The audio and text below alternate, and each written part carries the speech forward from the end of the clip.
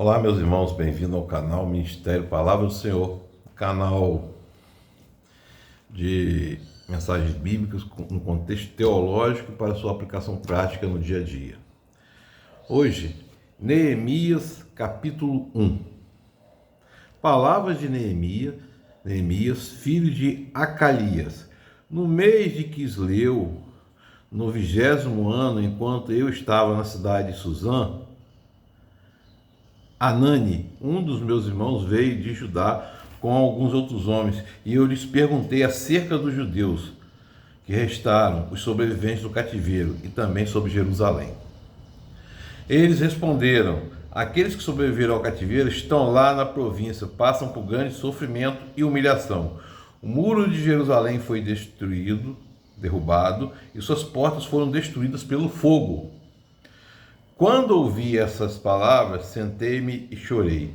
Passei dias lamentando, jejuando e orando ao Deus dos céus. Então eu disse: Senhor Deus dos céus, de grande e temível, fiel à aliança, e misericordioso com os que te amam e obedecem aos teus mandamentos, que os teus ouvidos estejam atentos e os teus olhos estejam abertos para a oração que teu servo está fazendo diante de ti, dia e noite em favor dos teus servos, o povo de Israel. Confesso os pecados de todos nós, os israelitas, que temos cometido contra ti. Sim, eu e meu povo temos pecado. Agimos de forma corrupta e vergonhosa contra ti. Não temos obedecido aos mandamentos e aos decretos e às leis que deste ao teu servo Moisés. Lembra-te agora do que disseste a Moisés, teu servo: se vocês forem infiéis, eu os espalharei entre as nações. Mas se voltarem para mim, obedecerem aos meus mandamentos e puserem em prática, mesmo que vocês estejam espalhados pelos lugares mais distantes, debaixo do céu, de lá eu os reunirei e trarei para o lugar que escolhi para estabelecer o meu nome. Meus irmãos, Neemias, ele estava no cativeiro babilônico, né? Nessa época, ele, Esdras. E Neemias quer dizer o Senhor consola. Ele diz a filiação dele aqui, filho de Acalias, e ele era copeiro do rei. Meus irmãos, e a gente vê aqui Neemias buscando notícias do povo que ficou em Jerusalém. Ficou no reino do sul, Judá e Benjamim. E o irmão dele fala que o muro foi destruído, as portas queimadas pelo fogo, e fala do grande sofrimento e humilhação. Ao mesmo tempo, quando ouve isso, Neemias chora, lamenta-se e jejua. E Neemias ora a Deus, confessa o seu erro, confessa o erro dos outros irmãos, confessa o erro de Jerusalém, e aqui ele atua como uma espécie de sacerdote, né? E no cativeiro babilônico não se podia fazer sacrifícios animais, né? Aqui era o reinado de Artaxerxes. E ele se lembra das promessas, né? Você está vendo que Neemias conhecia a palavra, se lembra das promessas que eles fizeram a Moisés, Deus fizera a Moisés, meus irmãos, e pede pelo povo, por ele mesmo. Meus irmãos, e aí a gente vai para a gente mesmo, né? Neemias, certa ocasião, foi no capítulo 2, ele foi servir ao rei, e o rei perguntou a ele por que ele estava triste. E o rei liberou Neemias para que fosse para Jerusalém. Essa história é uma história que ela é igual à nossa história de vida. Primeira pergunta: por que os muros de Jerusalém foram destruídos? E por que o povo foi mandado para o cativeiro? Primeira coisa, foi mandado para o cativeiro para corrigir sua rota de erros. E também para ensinar aquele povo babilônico que o Deus único e eterno é presente e vive. Bom, e Neemias, como primeira providência, ele orou, ele jejuou, ele clamou, ele sentou e ele chorou. Para então depois ser liberado pelo rei para ir reconstruir o muro. Meus irmãos, a nossa vida é assim. A gente pede sabedoria a Deus, Deus dá uma dificuldade e a gente reclama. A dificuldade que Deus nos dá é justamente para poder destruir aqueles muros que nós construímos de forma errada.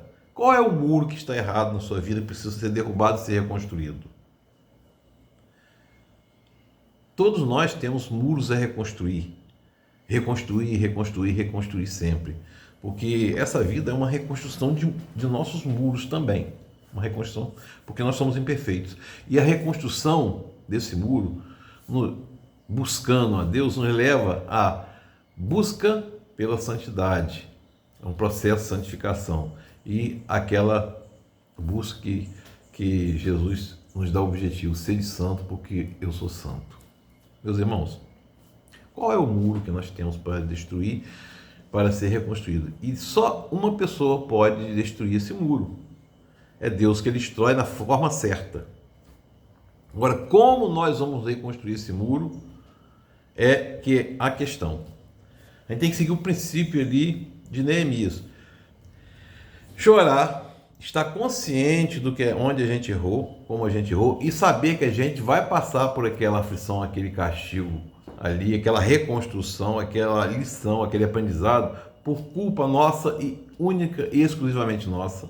Mas temos que sentar, orar, a gente tem que se humilhar diante de Deus, se prostrar e pedir a Deus que se faça a reconstrução do nosso muro de forma humilde.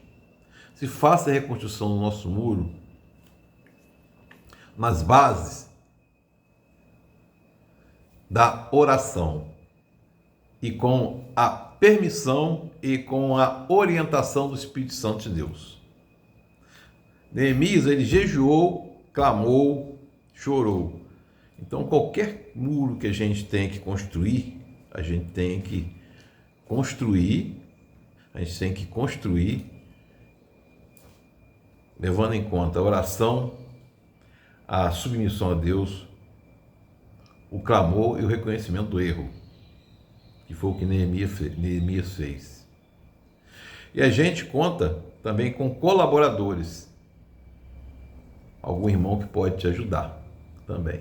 E a gente deve orar por irmãos que possam ajudar. Que Neemias não construiu o muro, não reconstruiu o muro sozinho, teve colaboradores. Enfrentou opositores, conforme nós vamos enfrentar na nossa reconstrução. Agora tenho certeza, meus irmãos, Deus permite que nossos muros sejam destruídos para que nós nos salvemos de nós mesmos. Quando ele fala lá que a razão de não sermos consumidos são as misericórdias de Deus, é justamente isso. Se for pelo nosso braço e deixar os nossos muros reconstruídos, nossos muros reconstruídos de forma errada, nós seremos consumidos. Meus irmãos, qual é o muro que você está precisando reconstruir? Pensemos na nossa vida e antes que esses muros sejam destruídos, clamemos a Deus a sua reconstrução. Clamemos a Deus em submissão à orientação para a reconstrução. Que o Espírito Santo de Deus esteja na nossa vida e que Ele nos console e que Ele nos faça ouvir os ensinamentos e nos seja colaborador na construção e na reconstrução dos nossos muros. Deus nos abençoe.